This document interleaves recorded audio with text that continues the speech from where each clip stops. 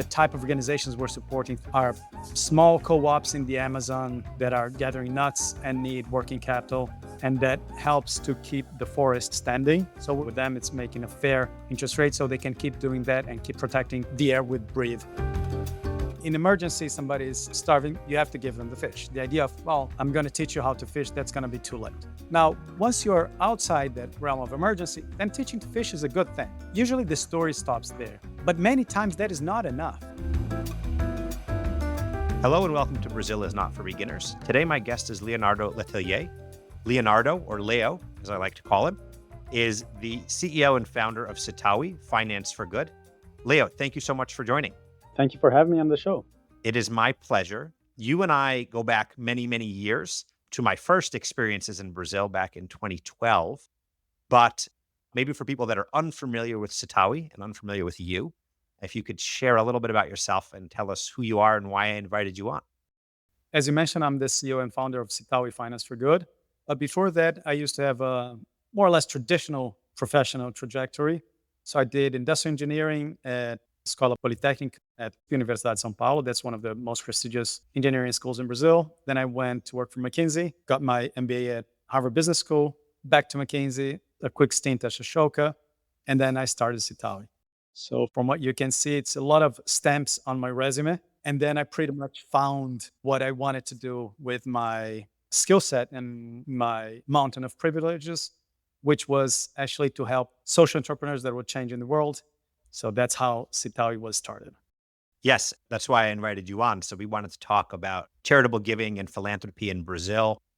As I mentioned, you and I have known each other for many years. I also have some stamps on my resume going back to the World Bank. And when I first came to Brazil, I was researching organizations, particularly looking at Ashoka and Endeavor and some of these types of groups. I came across Sitawi and was really impressed by what you guys were doing. Can you tell us a little bit more about Sitawi and why you started it? So let's take it from there. If you talk about purpose these days, everybody understands what it is. But back in 2005, 6, basically the way I described it is that I had this pain in my lower left abdomen, and I didn't know what it was. And I thought it was something I had eaten, and then 2 or 3 days went by, the pain didn't go away. So I started thinking, what was it? And what it came down to is that I was happy with what I was doing work-wise in terms of the intellectual challenges, talking about business and finance and managerial challenges for all sorts of entrepreneurs. But I was not convinced that I wanted my legacy to be I made large companies slightly more profitable and shareholders slightly richer. There's a place for that in the world. I'm not saying that's not something that could or should be done. It's just that there was not something that I wanted to devote my time and energy to. So the first iteration of Sitawi was as an impact investor. We still do it today in a different form, but it started as this grants to loan recycling fund. I would ask for grants, then I would pull these grants and turn into loans to social entrepreneurs, both for profit and nonprofit social entrepreneurs. And when they would repay the loan, I would lend it again and again and again and again. So the pitch was you make one donation to Sitawi and you will have a multiplying effect on your philanthropy. I remember the multiplying effect there was the idea that your dollar did a lot more than $1 worth. Yeah, the argument still goes like that, but now we operate a crowd lending platform. So we source the deal. So we do origination, valuation, due diligence. Then we put them on the platform to fundraise. So individuals all around Brazil can lend. And this is 10 reais and up, $2 and up. So it's really impact investing for everybody. And then we monitor and provide support to these organizations for the life of the loan, which is usually 2-3 years. We still require some philanthropic support to do that, basically to pay for the team, because the deals are small in size. Average size is like 70,000 US. If we add the cost of the whole team in those deals, it will be too expensive. Keep in mind that the type of organizations we're supporting through this model are small co-ops in the Amazon that are gathering nuts and need working capital, and that helps to keep the forest standing. So we're really not in the business of making the highest interest rate possible with them. It's making a fair interest rate so they can keep doing that and keep protecting the air we breathe in the rest of the country. Amazing. I don't think I told you, but we were at a chocolate fair and we ran into an organization that my wife and I had actually supported through Sitawi, Knockout. We saw it and Veronica said, I think that's the organization that we supported. And I said, that was awesome. So we chatted with them, which was great. Yeah, so we aggregate two, three, four, five of these organizations and promote this fundraising round for all of them. And it's been going well. At the beginning, it would sell out. The first round took us, I think, a week. The second round, 1 day. The third round, 2 hours to sell out. And then it started taking longer and longer. And more recently, it's become also very sought after. So in 2 days, basically, we raise all the money we need. And people are frustrated because if they take too long, they miss on the opportunity. And now that we've been doing this for a while, we actually have measurable financial returns on the portfolio. So if you take after COVID, this has been yielding inflation plus 4 or 5%. Before COVID, it's higher than principal. So you got everybody that invested before or during COVID got their principal back. And if you do the turns window from COVID till now, they're getting inflation plus 3, 5%. So assuming you invested the same dollar amount into all these different deals. And this is quite good, globally speaking, because Brazil is one of the top two highest real interest rate countries in the world. It's good, but you probably can get the same return with lower risk, basically lending to the government. But since we're not in the returns game, we're in the returns and impact game, the type of impact you have lending to these organizations is much more concrete, visible, and I think it aligns with the goals of investors much more than just lending to the government. So impact investing is actually today one of our four different areas. It's the one we're most known for. A lot of innovation has gone into that area, but we also created a separate area for what we call philanthropic capital management. In the US, it would be a mix of donor advised funds and fiscal sponsorship, and now endowment management as well. Managing more in the sense of, and the financial sector would be administration. So it's not that we're making decisions on where the money is invested. That's not the point. It's more on making sure that you operate efficiently a social initiative. And it has the highest levels of integrity and compliance, and that helps social leaders to fundraise as well. And so they get more money and they can devote their time to the project rather than taking care of all the admin, legal, finance, compliance, back office stuff.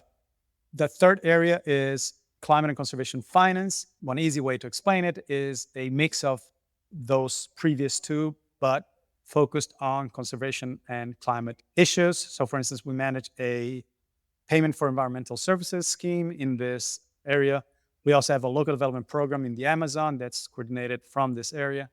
And finally, we got together a consulting unit for everything that doesn't fall into this previous three categories. Excellent.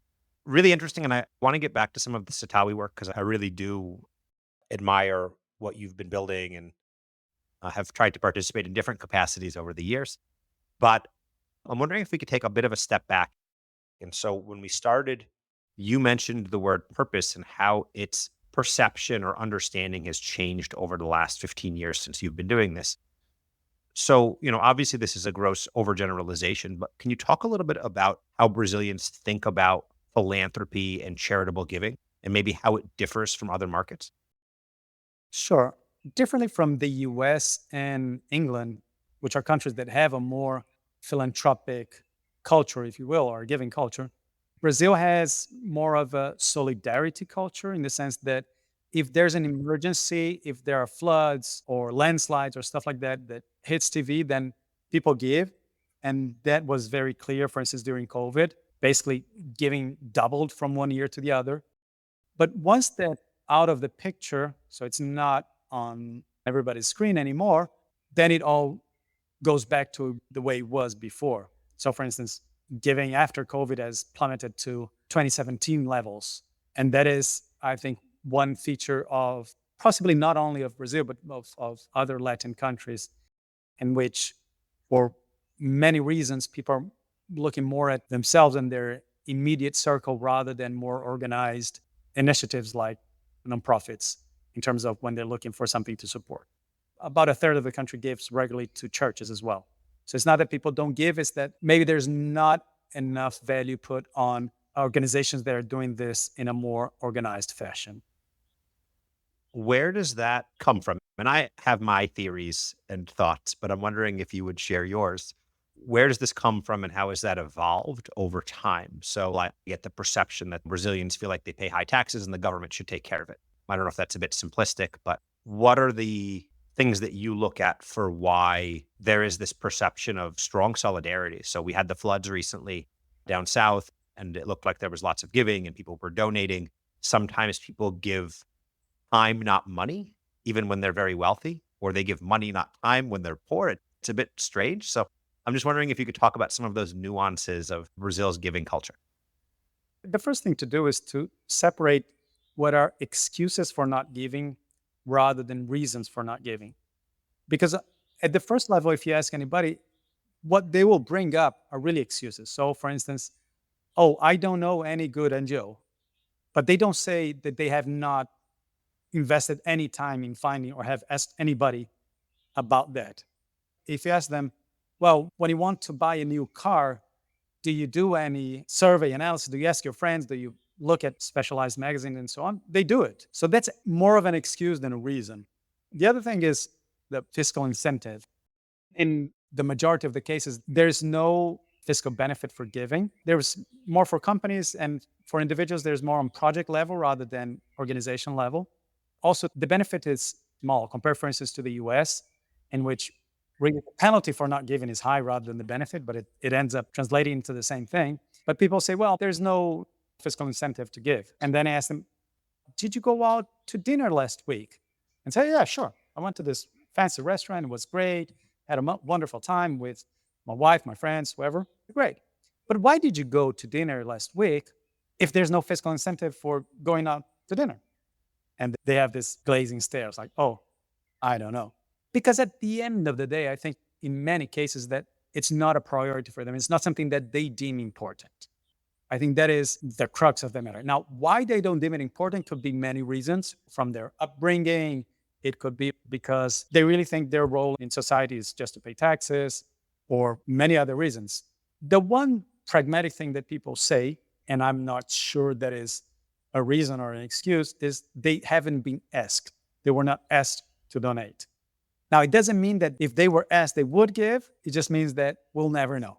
But it's a very individualistic culture without the other side of, like, if you think of the US is also very individualistic culture, but there's another side of how you are perceived by society. It's important, and philanthropy is a good part of the external perception. So you're frowned upon if you have money and you don't give. Here, you're not. So there's that as well. Yeah, I mean, I think it's something that I've always tried to wrap my head around because there are obviously problems in Brazil. And I think Brazilians are very generous with each other, especially in the groups that they form. And I remember somebody said this to me on a consulting project many years ago that maybe Brazilians are world class at productivity because they have to make up for the gaps elsewhere.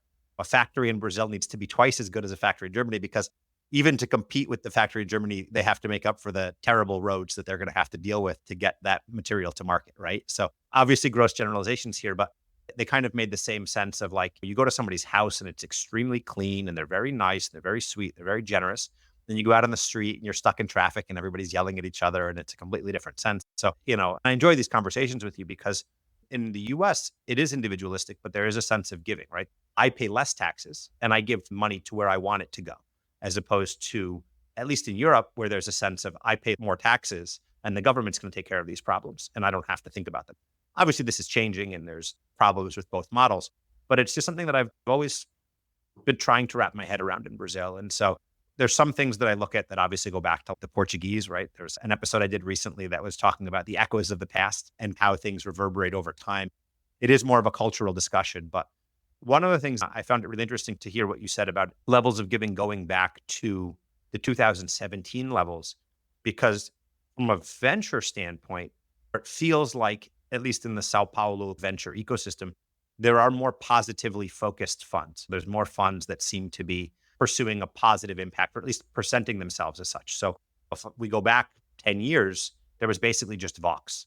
Now you have Positive Ventures and you have all of these other people, some of whom you've connected me with, that are looking at social impact as well. And I don't know if that's maybe just a bit of a space that I'm catching on, but it also seems like some of the second generation, third generation family members are taking over and trying to look at positive things they can do with their money. Just curious about this and your response to this. Sure. Give you two other anecdotes or arguments on your echoes of the past. One challenge we have is here the common space is seen as nobody's responsibility rather than everybody's responsibility. So I think that also helps to illustrate what you were talking before. And maybe that also comes because Brazil was colonized by the Portuguese with a mindset of exploitation. So it was the idea of exploiting wealth from the colony, taking it to the main country, Portugal. And I think probably all of those things are somewhat connected. To your point, just to reference the data on philanthropy, this is corporate philanthropy. The data comes from GIFI, which is the equivalent of the Council of Foundations in the US. Regarding your venture analogy, yes, there are a lot more people talking about or integrating positive aspects in their narrative, whether it be real impact or just ESG.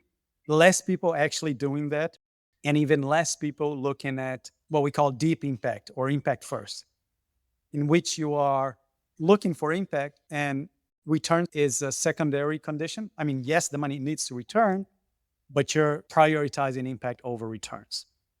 A lot of people are still on the mindset of my fund or my investment or my company's impact, but only if that doesn't cost me anything. They don't say that last part out loud, but that's how they make decisions. So not sure you really need the moniker impact for that.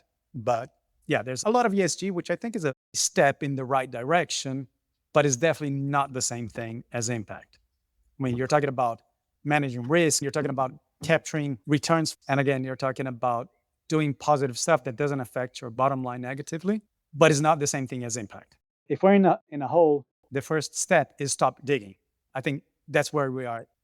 Because one of the challenges we have, for instance, if you look at ESG, it's very much connected to sustainability, right? It's like, oh, let's reduce our carbon emissions or even net zero. We'll be net zero in 2050. So basically, you want to sustain or hinder a little bit less our environment. And the problem is that we are not in a good place to sustain. We had floods in the south of Brazil.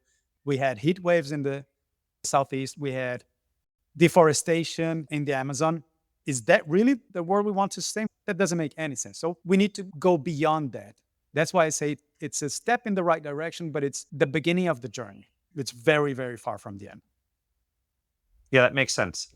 Big boats are slow to turn, is I think the biggest takeaway I have from this type of discussion.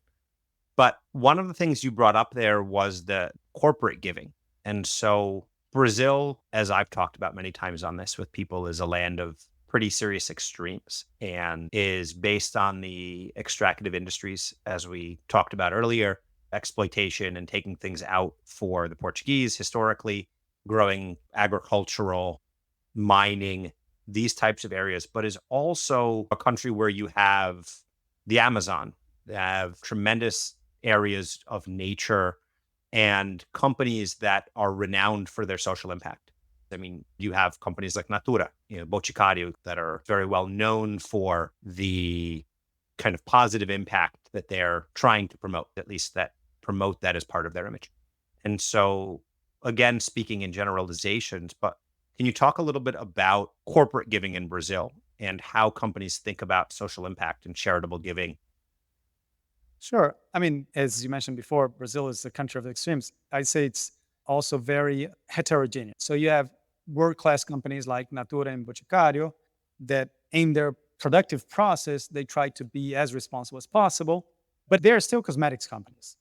At the end of the day, that's their product. You can do that more responsibly, and I think it's a good thing that they do it, but it's a different thing than a company that's created to generate a positive transformative effect in society. And you also have companies that have absolutely no shame. And I've seen companies that say, well, what is this donation going to do to me? How will I benefit from this donation? And it's not that there cannot be any indirect or general benefit from philanthropy. It's just that that should not be the deciding factor. If you want to optimize or maximize the benefit from your philanthropy, you're actually talking about marketing rather than philanthropy. If you do something good for society and it comes back, it generates a public good. But if you do something that's good for society and it generates a public good from which you also benefit, that's totally fine. So you have everything in between. One challenge is, for instance, the term CSR, corporate social responsibility in Brazil, almost does not exist. The idea that people are responsible beyond their gate is not something that people are accustomed to. So they prefer a term that only exists in Brazil. It's called private social investment. Okay. Everywhere else is called strategic philanthropy. But in Brazil, the word philanthropy is also not very well perceived. So they change a bit and they integrate a more quote unquote professionalized approach to it and some sort of supposedly measurement of impact. And it has one aspect of branding, if you will, because philanthropy is not a word people wanted to associate with. There's a lot of people, including myself, trying to change that more recently. But also that helps to keep this mindset in which even in their CSR activities, the center of the decision making is the benefit for the company. Okay. It's harder to say my philanthropy should benefit myself, but if you use the term private social investment, it's in theory at least possible to debate that. So I personally do not like that term for that reason. I think we should face our dilemmas and our uncomfort with the word philanthropy and with everything else that it means. It means that we'll be doing good for someone else as the first consideration. And then our own benefit will be second, third, fourth down the list. Yeah, that makes sense. So I want to come back a little bit to Sitawi. I'm obviously a little bit biased here, and I like the role that you play. I think there's a lot of people doing really great things, and sometimes it's finding that organization to support. And at least from an American perspective, you see a lot of times people get wealthy and then they try to start something a little bit egotistically. They want their name on it, but a lot of times you're also recreating the wheel. And I think what you guys do is serve a little bit more as the infrastructure, trying to match people to projects, trying to fill funding gaps and financing gaps. And so I'm wondering if you can talk a little bit about those financing and funding gaps and how they exist in Brazil and in charitable giving and how you're seeking to fill those gaps. What are you working to solve there? Yeah, going back to your infrastructure point, I mean, the way I describe it is that somebody is starving, you have to give them the fish. The idea of, well, I'm going to teach you how to fish, that's going to be too late. Now, once you're outside that realm of emergency, then teaching to fish is a good thing. Usually the story stops there. But many times that is not enough. Sometimes you have to build a road to connect the port to the market and fund or finance a refrigerated truck. So that's what we call infrastructure. And then you have like the fourth level, if you will, is advocacy, campaigning for a more sustainable fishery industry. Many people are on the first and second level. The third level is much more abstract, much less sexy. I joke that the first level, the giving fish or the donating food packages, you'll have all these amazing photos as a benefit from your donation. Oh, here's 100,000 tons of medicine or food or whatever to this community, and it's great. Then the second one, you have this like classroom factory photos. The third one, you have the photo of an office, somebody working in a computer. That's what we do. I joke that the only photo I can give you, it's a photo of myself, and that's probably not good for your annual report anyway. It's not sexy. But it's necessary. Yes, it is necessary, but only when you go through the emotional part of giving, which connects 90% of people to philanthropy, and you are in the rational part. And this is not either or, you can do both. Then within your rational giving, these sorts of approaches could be favored. Sitawi builds a bridge. I don't control, I as a funder, in the case you don't control what crosses the bridge.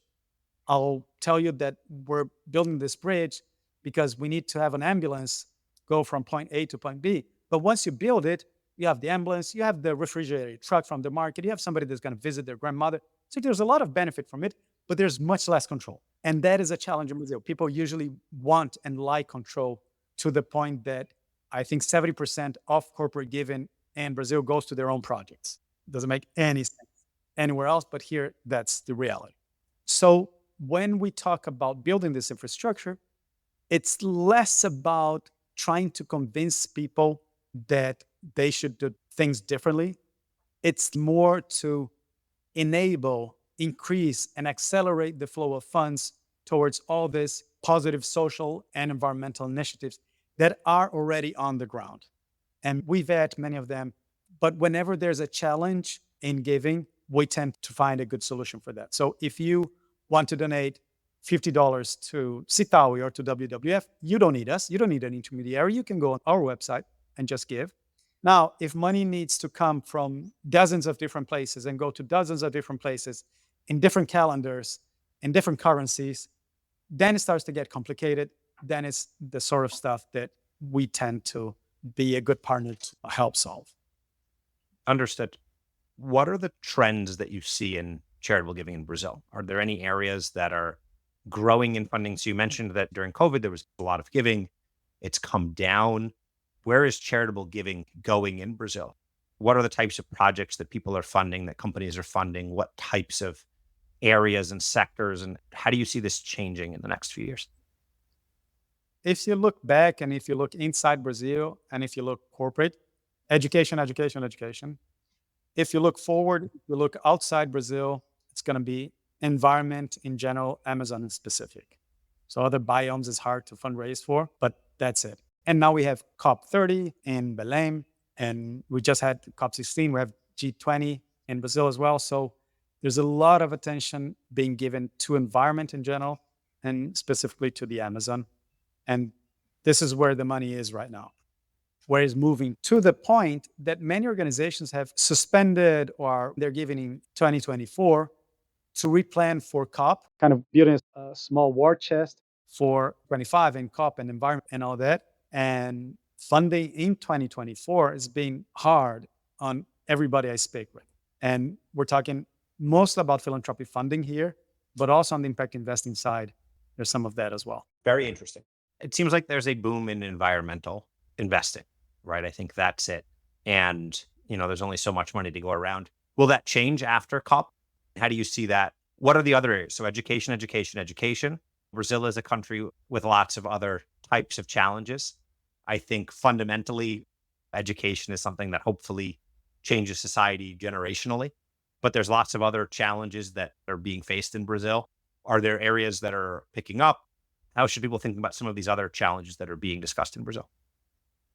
I think we should separate what the needs are, and the needs are infinite in all areas you can imagine, from where people are actually putting money towards. And most philanthropy in Brazil is corporate philanthropy. Right? Individuals do give, not to the level of the US, and it's, as I said, highly concentrated in religious giving, some on health as well. But if you want to follow the trends and you have only one report to look at, you should look at GIFE, which is the Grupo de Institutos, Fundações e Empresas, so the equivalent to the Council of Foundations in the US. So it's about 70% education, formal and informal, about 50% what we call productive inclusion, so jobs and job training and all that. And this is, of course, to some extent, also kind of education. Then there's 40% on hunger and poverty alleviation. And then there's the rest. Yeah, that shows the perception of the priorities from corporates. But again, corporates is where the big money comes from. What advice would you give to foreigners and foreign companies who might want to give philanthropically or charitably in Brazil? So volunteering their time or donating and supporting social causes. What advice do you give to them?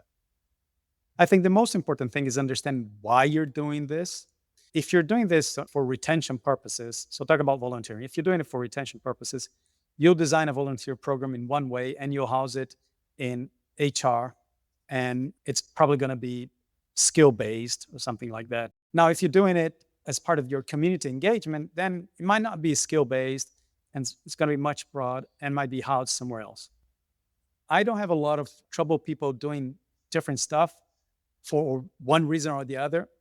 What I don't like as much is when people have one narrative and they're doing something else, right?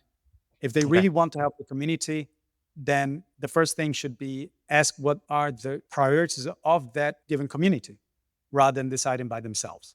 My suggestion is always try to find a few trusted partners. They'll be your one, two, three charities of choice that you'll do mostly everything you do on the social space with them, because that will generate not only trust, but knowledge at the nonprofit level of your way of operating and what is important for the company and how decisions are made, and the other way around as well. Interesting. So, more than picking a cause, is picking a framework in under which to operate. Interesting. It sounds like that falls into your other bucket when you talked about your business and helping companies design those frameworks and those approaches. We can definitely help. And we can also be one of these charities of choice. Well, I don't think that in most cases, Sitawi is the obvious organization to support. So, for instance, if you take Unilever or Procter and Gamble, they are a B2C company. Whatever they do has to be recognized in the market by consumers. Absolutely. Sitawi's brand is not, and what we do doesn't really connect with them. But now, if you are a B2B company and one of your attributes is that your products and your approaches are sophisticated in the market, it does make a lot of sense to have a philanthropic activity that's as sophisticated as you. So, in those cases, I think Sitawi would be a better match. Great point. What does the expression Brazil is not for beginners mean to you? First of all, that is an expression I use a lot. Okay. And I was happy to see the title of your podcast. There's another one that might help illustrate that in Brazil, even the past is uncertain. Yes. And I think that that helps to illustrate that things are not usually what they seem or as simple as they seem on a first look. And to understand the levels or the layers of complexity underneath the surface, you have to spend some time here and live the culture. A yes doesn't always mean yes. A no doesn't always mean no. Usually they both mean maybe. Yeah. The no's usually, from my experience, no's usually do mean no, but yeses usually mean maybe. And maybes usually mean no. Yes. Yeah. But that's it. I mean, there's this issue of reading the room and the situation and the tea leaves, if you will. That is an art more than a science. And it's a lot of the economy still moves on connections. Yep. So if you don't have those connections, you're going to have a hard time. And Sitawi is one case in point. I mean, even though I did have a good network from HBS and from McKinsey and all that, it was not the network I needed to launch a nonprofit venture. These people were not given to any level that would be relevant to get Sitawi off the ground. Like many startups, even though we had this beautiful narrative around impact investing, the first years of Sitawi, we paid the bills during consulting. And we were understaffed and we bootstrapped and all this. And it's a hard place to be anywhere. But I think possibly in the US, there are more funders of every type. So maybe there are more doors to knock on and get funding if you have a good idea. Here is much more limited. That's where the flexibility and the resilience of Brazilian executives comes from and why they're very well regarded in general and in the marketplace globally. Yeah, that makes sense. And I liked your comment earlier as well about the heterogeneous nature of Brazil, that it's very different in lots of different ways. And I think that factors in here as well to what you were talking about, kind of reading between the lines and understanding the nuance of what's going on. I always like to end my podcasts by asking if there's a habit or expression or saying that stands out for foreigners or that you think illustrate Brazil really well. So we've had a couple people talk about the yes means maybe, maybe means no. Another one that people like to mention is vamos marcar, which doesn't mean I'm actually going to see you. It just means see you later. So I don't know if there's anything that stands out to you that you'd like foreigners to understand. I like the one I mentioned already. In Brazil, even the past is uncertain. And the habit, as you were mentioning before, one habit that I don't partake in is, for instance, if you're a foreigner in Brazil, people will never correct you. So you might live here for 15 years saying a given word wrong, and you'll never know because Okay. people want to be kind to you rather than help you learn. When I correct my foreigner friends, they are super grateful to me. And the Brazilians look at me as if I was being super unpolite with the foreigners. Great point. I think Brazilians are just happy that you're trying to speak Portuguese, right? I think that's part of it. I get a lot more credit for my Portuguese than I probably should because I try. Yeah, but I think that's universal. People will like if you try to speak in their language and if you try to pronounce their name correctly. I think here, on top of that, is that people want to be kind. In this particular instance, on how to pronounce a word, for them is a big no-no. But the problem is they don't look at it from your perspective that basically you'll be repeating that word Incorrectly. incorrectly for the next 15 years. Yeah. And I think that ties into some other things that have come up on this podcast about how Brazilians are indirect and, Brazilians like positive feedback, not negative, constructive feedback, things along those lines. But Leo, this was great. I always love chatting with you. Thank you so much for joining. How can people reach you or learn more about Sitawi if they would like to? I think the easiest way, it's my email. It's Letelier, Letelier, at sitawi.net. Sitawi is SITAWI.net. And I usually respond to all my emails. So if any question, if you want to help, if you want to support, talk to me and we'll figure something out. Excellent. Well, I hope people do reach out. I hope that this is positive. You guys do really amazing work, support really great causes. Like I said, I really like that role you play in being the infrastructure and the intermediary and helping to build that bridge, right? To get not just the ambulance across the bridge, but all the other things that are also positive. So thank you again so much for joining, Leo. I hope everybody enjoyed listening.